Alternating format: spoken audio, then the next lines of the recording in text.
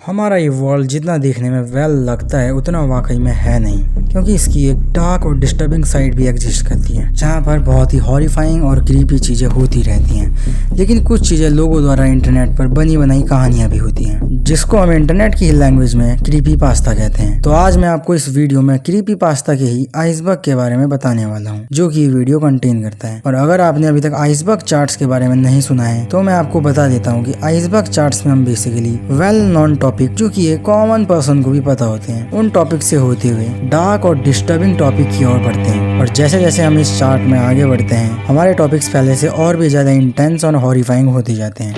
Warning, video शुरू करने से पहले मैं आपको बता देना चाहता हूँ कि अगर आपको क्रीपी और हॉरर चीजें पसंद नहीं है तो आप इस वीडियो को स्किप कर सकते हैं। सो बढ़ते हैं वीडियो की तरफ।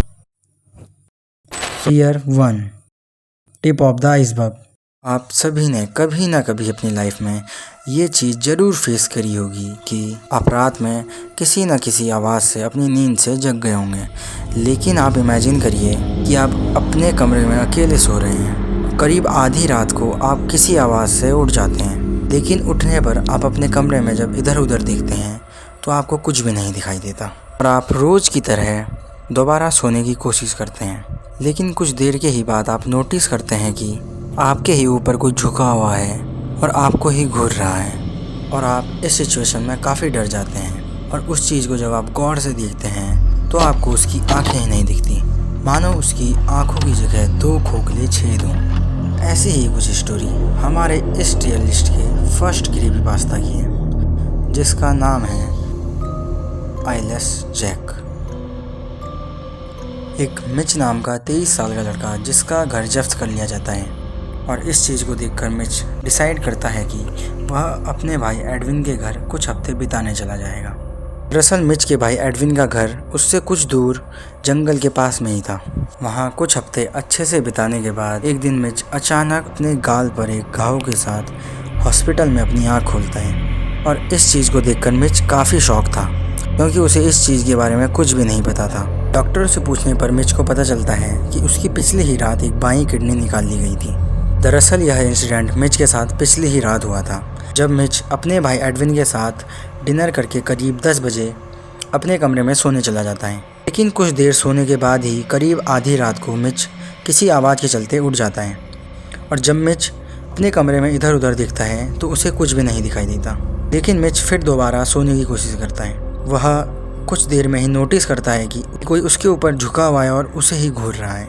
मिच यह देखकर काफ़ी डर जाता है, और जब मिच उस चीज़ को गौर से देखने की कोशिश करता है तो मिच को उसकी आंखें ही नहीं दिखाई देती, और उन आंखों की जगह उसे 2 खोखले छेद दिखाई देते हैं। मिच यह देखकर बहुत ज़्यादा डर जाता है। उसे धक्का देने पर मिच के गाल पर थोड़ा सा घाव आ जाता है, और वह इसके बाद सीधा जंगल की ओर भागता है। लेकिन कुछ देर में ही मिच भागता हुआ ठोकर खाकर बेहोश हो जाता है, और इसके बाद मिच अपनी आँख सीधा इसी हॉस्पिटल में डॉक्टर के सामने खोलता है। अपने माता पिता से भी और पूछने पर उसे पता चलता है कि उसके भाई की पिछले ही रात हत्या कर दी गई थी, जो कि अभी भी उस जंगल के पास वाले घर में ही मौजूद है। बेसिकली आइलेस जैक एक बहुत ही फेमस क्रीपी पास्ताज में से एक है, जिसकी जून 2010 में कुछ फ़ोटोज़ 4chan पर रिलीज़ कर दी जाती हैं। और तब से ही मिच के साथ हुए इंसिडेंट जैसी स्टोरीज़ लोगों द्वारा बनाकर इंटरनेट पर पोस्ट कर दी जा रही थी, और लोगों द्वारा दावा भी किया जा रहा था कि आइलेस जैक इंसानों के ऑर्गन्स को निकालकर खा जाता है, और ज़्यादातर अपना शिकार रात में सो रहे लोगों का बनाता है। कुछ लोगों से तो यह भी पता चलता है कि आइलेस जैक हमेशा एक ब्लैक हुडी और ब्लू मास्क में दिखता है। लेकिन आइलेस जैक की सबसे डरावनी बात तो यह है कि उसकी आंखें हैं ही नहीं, और उसकी आंखों की जगह 2 खोखले गड्ढे हैं, जिन पर गौर से देखने पर एक काला लिक्विड निकलता दिखता है, जो कि देखने में बहुत ही डरावना लगता है। Jeff the killer. आप सभी ने कभी ना कभी जेफ द किलर के बारे में तो सुना ही होगा। अगर सुना नहीं होगा तो कभी ना कभी आपने इंटरनेट या यूट्यूब पर जेफ द किलर की फ़ोटो ज़रूर देखी होगी। और जितनी ज़्यादा इसकी फ़ोटो क्रीपी है, उससे भी कहीं ज़्यादा डरावनी इसकी कहानी है।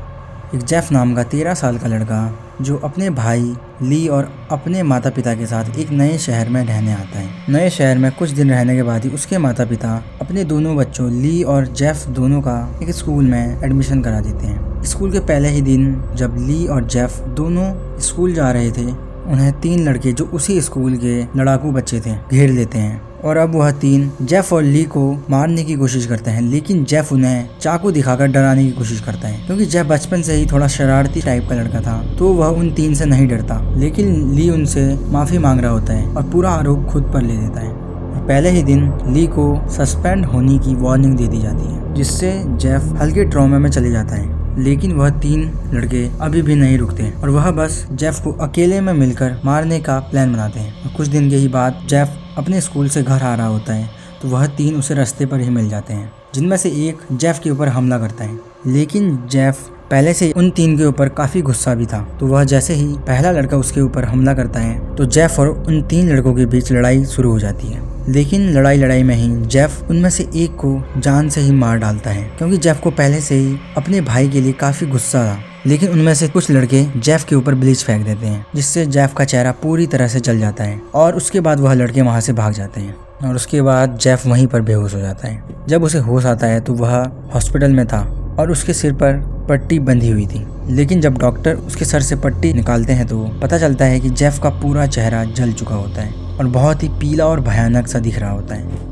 लेकिन जेफ जब अपने आप को मिरर में देखता है तो वह जोर जोर से हंसने लगता है और जब डॉक्टर्स उसे कहते हैं कि हम तुम्हारी पट्टी वापस लगाने वाले हैं तो जेफ साफ साफ मना कर देता है और कहता है मुझे अपना चेहरा ऐसे ही पसंद है। डॉक्टर यह देखकर काफी डर जाते हैं और इस इंसिडेंट के बाद जेफ अपने चेहरे को और भी बुरी तरह से खराब कर देता है, जो कि देखने में और भी ज्यादा डरावना लग रहा था, जैसा कि आप स्क्रीन पे लगी इस इमेज को देख सकते हैं। और जेफ इसके बाद अपनी फैमिली से भी दूर हो जाता है, जिसके बाद जेफ उन लोगों को ढूंढकर मारना शुरू कर देता है जिनके कारण उसका चेहरा खराब हुआ था, जिससे वह बहुत ही साइको किलर टाइप का इंसान हो चुका था। लेकिन इसके बाद वह और भी लोगों को मारना शुरू कर देता है, जिसके बाद से उसका नाम जेफ द किलर रख दिया जाता है। पर लेकिन उसकी एक बहुत ही कॉमन और क्रीपी चीज यह थी कि वह जब भी किसी को मारता तो वह उन्हें मारने से पहले एक वर्ड बोलता था, जो था गो टू स्लीप।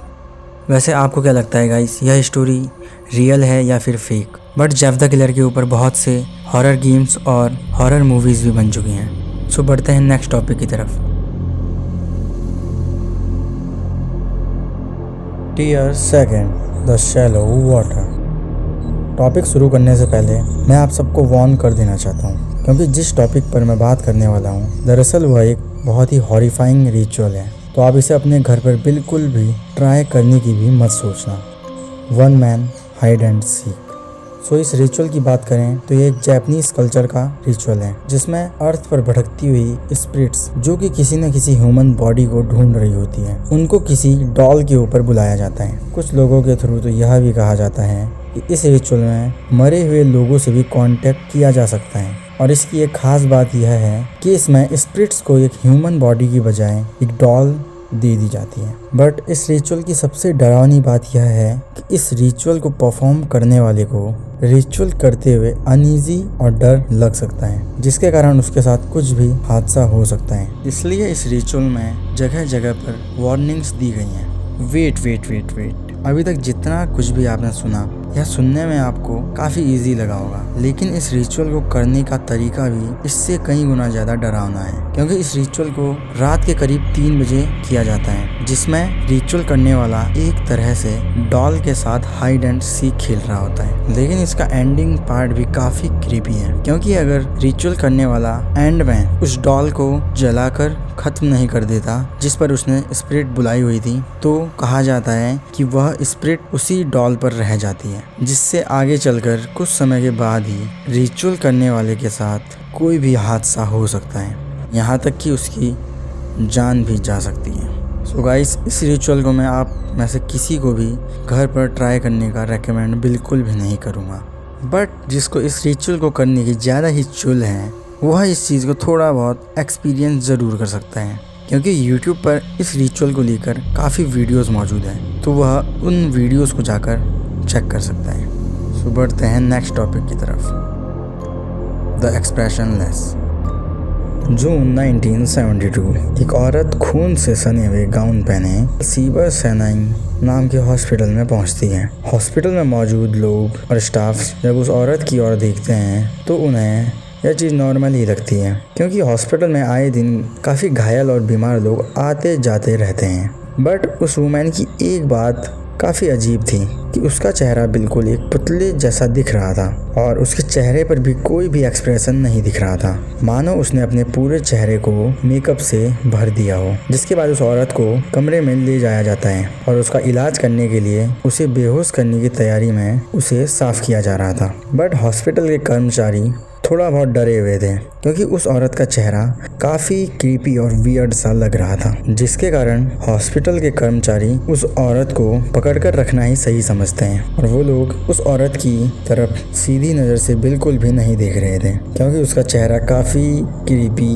दिख रहा था। जिसके बाद वहाँ डॉक्टर भी आ जाते हैं। जब डॉक्टर उस औरत को इंजेक्शन लगाने जा रहे होते हैं तो वह औरत तुरंत ही गुस्सा हो जाती है और अजीब बिहेव करने लगती है। पर लेकिन वह औरत अब अपने बेड से उठने की कोशिश कर रही थी, लेकिन स्टाफ मेंबर्स ने उसे पकड़ने की कोशिश की। जिसके बाद वह औरत कुछ अजीब करती है, जिस पर डॉक्टर उस औरत से पूछते हैं कि क्या हुआ। तो वह औरत अजीब सी काफ़ी डरा देने वाली क्रीपी स्माइल में हंसती है और उसकी स्माइल काफ़ी डरा देने वाली थी। पर लेकिन जब डॉक्टर उस औरत को काफ़ी गौर से देखते हैं तो उसके दांत काफ़ी बड़े और रेज़र की तरह शार्प दिखाई दे रहे थे, जो कि किसी ह्यूमन जबड़े में फिट हो ही नहीं सकते थे। लेकिन जब अथॉरिटीज़ के कुछ लोग उस औरत को देखने आते हैं तो डॉक्टर उस औरत की तरफ पीठ कर मुड़ जाता है, जिससे वह औरत डॉक्टर पर हमला कर देती है और उसके गले पर कूदकर अपने नुकीले दांत गड़ा देती है, जिससे डॉक्टर का गला कट जाता है और वह धीरे धीरे मर रहा था। जिसके बाद वह औरत डॉक्टर के ऊपर ही झुककर कुछ फुसफुसाती है और एक साइलेंट वॉइस आती है जिसमें वह औरत कहती है, मैं भगवान हूँ। और जब अथॉरिटीज़ के कुछ लोग उसे आकर पकड़ने की कोशिश करते हैं तो वह अपने आगे आने वाली हर एक चीज़ को ख़त्म कर रही थी और इसमें ही हॉस्पिटल में काफ़ी तहस नहस मच चुकी थी। लोग इधर उधर भाग रहे थे और वह वहाँ से भाग जाती है। इस इंसिडेंट के बाद उस हॉस्पिटल में बची एक नर्स उस औरत का नाम एक्सप्रेशन लेस रखती है, जिसके बाद वह औरत कभी दोबारा नहीं दिखाई देती। The portraits. एक शिकारी जंगल के पास में ही रहता था, जो कि दिन भर उसी जंगल में शिकार करने के बाद घर चला जाया करता था। लेकिन एक दिन शिकारी जंगल के काफी अंदर चला जाता है और काफी शाम हो जाती है और अंधेरा होने लगता है और वह कहीं ना कहीं अब डायरेक्शन भी भूल चुका था, क्योंकि वह जंगल के काफी अंदर तक आ चुका था। जिससे वह शिकारी डिसाइड करता है कि वह एक ही डायरेक्शन में चलता रहेगा जब तक कि कोई खुला मैदान ना आ जाए। और कुछ देर चलने के बाद उसे एक छोटा मैदान दिखता है, जहां उसे एक छोटा सा कैबिन नजर आता है और वह कैबिन के पास पहुंचकर किसी को आवाज लगाता है। लेकिन उस पूरे कैबिन में कोई भी मौजूद नहीं था और अब तक काफी अंधेरा भी हो चुका था। तो वह डिसाइड करता है कि वह एक रात इसी कैबिन में रुक जाएगा और अगली ही सुबह कैबिन के ऑनर को बता देगा। और वह ऐसा ही करता है। वह कैबिन के अंदर चला जाता है और वह दिन भर चलते रहने के कारण थक भी चुका था, जिससे वह उस कैबिन के अंदर मौजूद एक बेड पर लेट जाता है। बट वह जैसे ही लेटा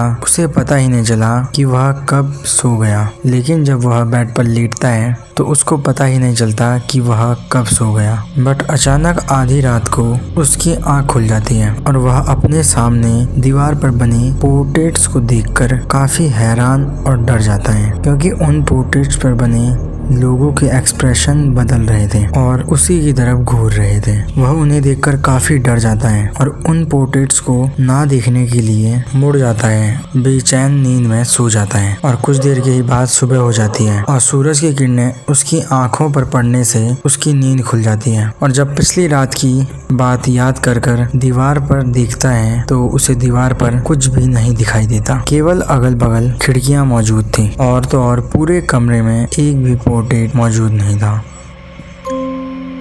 द रेक। ईयर 2006 में एक पूरा परिवार नियाग्रा फॉल्स घूमने जाता है, जो कि न्यूयॉर्क के रहने वाले थे। नियाग्रा फॉल्स में अच्छे से घूम लेने के बाद वह अपने घर न्यूयॉर्क वापस आते हैं और सभी लोग ट्रैवल करके काफी थक चुके थे। जिसके बाद बच्चों की मॉम उन्हें बिस्तर पर सुलाने ले जाती है। खुद भी कुछ देर बाद अपने हस्बैंड के साथ सो जाती है। बट सुबह करीब 4 बजे वह औरत यह सोचकर जाग जाती है कि उसका हस्बैंड बाथरूम गया हुआ है, जिसे देखकर वह पूरी ब्लैंकेट अपनी ओर खींच लेती है। बट उसका हस्बैंड इस चीज से उठ जाता है क्योंकि वह बाथरूम गया ही नहीं था, जिससे वह औरत अपने हस्बैंड से सॉरी बोलती है और कहती है कि उसे लगा शायद वह बाथरूम गए हैं, जिससे वह एकदम से मुड़ता है और अचानक बिस्तर को अपनी ओर खींचता है, जिससे औरत गिरने वाली होती है, लेकिन उसे वह पकड़ लेता है और कुछ भी नहीं कहता। बट कुछ सेकंड के बाद ही उन्होंने देखा कि यह किस कारण और क्यों हुआ। उन्हें अपने बिस्तर के पास ही खिड़की पर उनसे दूर मुंह करके बैठा हुआ एक नंगा आदमी दिखाई देता है, जो कि देखने में कुछ कुत्ते जैसा और हेयरलेस दिखाई दे रहा था, जो कि देखने में हल्का वियर्ड लग रहा था। उसकी बनावट डरावनी और क्रीपी थी, जिसे देखकर वह ज्यादा ना डरने का नाटक कर रहे थे और उसे कैसे देख रहे थे। बट कुछ देर के बाद ही वही चीज उनकी ओर तेजी से आती है और थोड़ी सी ही दूर पर आकर उस आदमी के पास आकर रुक जाती है और उस आदमी की तरफ काफी क्रीपी नजर से घूर रही होती है, जिसके बाद वह चीज उस आदमी के पैर पर हाथ रखकर बच्चों के कमरे की ओर भाग जाता है, जिसे देखकर वह दोनों काफी डर जाते हैं और वह औरत जल्दी से अपने बच्चों के कमरे की ओर भागती है और स्विच ऑन करने की कोशिश करती है। लेकिन जब तक वो वहां पहुंचती है और स्विच ऑन करती है तो वह देखती है कि वह चीज खून से लथपथ उसकी ओर मुड़ जाती है, जिसके बाद वह चीज घर से बाहर सीढ़ी की ओर भाग जाती है, जिसमें वह आदमी उस चीज का पीछा तो करता है, लेकिन वह चीज थोड़ी देर बाद कहीं गायब हो जाती है। जिसके बाद वह औरत जब अपनी बेटी क्लारा को देखती है तो वह बुरी तरह से घायल हो चुकी थी और वह अपने मुंह से केवल एक ही वर्ड बोलती है, वह रेक है। जिसके बाद जल्दी से उसके पापा क्लारा को हॉस्पिटल के लिए ले जाते हैं, बट उसकी मॉम भी साथ चलने को कहती है, लेकिन क्लारा के पापा उसे क्लारा के छोटे भाई का ध्यान रखने के लिए कहते हैं। जिसके बाद वह औरत और उसका छोटा बेटा घर पर ही रुकते हैं और उसके पिता और क्लारा हॉस्पिटल के लिए निकल जाते हैं। बट कुछ देर के बाद ही क्लारा और उसके पिता जिस गाड़ी में गए थे वह गाड़ी में गिर जाती है। क्लारा और उसके पिता नहीं बच पाते और यह खबर बहुत जल्द ही पूरे शहर में फैल जाती है। कुछ महीनों तक क्लारा की मॉम उसका छोटा बेटा अपने नाना नानी के होटल में रहते हैं। इस इंसिडेंट के बाद काफी गहरे ट्रॉमा में चली जाती है। बट कुछ महीने के बाद ही वह डिसाइड करती है कि वह लोगों से इस इंसिडेंट के बारे में बात करेगी। बट सबसे हैरान कर देने वाली बात यह थी कि जितने लोगों से उसने बात करी थी उनमें से कुछ लोगों का कहना था कि उनके साथ भी कुछ ऐसा ही हादसा हुआ था, जिसमें उन्होंने एक अजीब से क्रिएचर को देखने का दावा किया था, जो कि कुछ हद तक डॉग जैसा और काफ़ी क्रीपी दिखाई देता था। और कुछ का कहना यह था कि उनको सपने में कुछ ऐसा ही क्रिएचर दिखाई देता है जो कि उन्हें काफ़ी डरावने तरीके से घूरता रहता है। बट इन सब चीज़ों के बाद भी वह क्रिएचर एक हॉरिफाइंग मिस्ट्री बनकर रह जाता है। सो गाइस, यह था हमारे इस वीडियो का आखिरी टॉपिक, क्योंकि वीडियो काफ़ी लंबी हो चुकी है। बट मैं आप सबसे रिक्वेस्ट करना चाहूँगा, अगर आपको इस क्रीपी पास्ता का एक सेकंड पार्ट चाहिए तो आप कमेंट्स में ज़रूर बताएं। और अगर आपको मेरी स्टोरी टेलिंग पसंद आती है तो आप मेरे चैनल को सब्सक्राइब भी कर सकते हैं।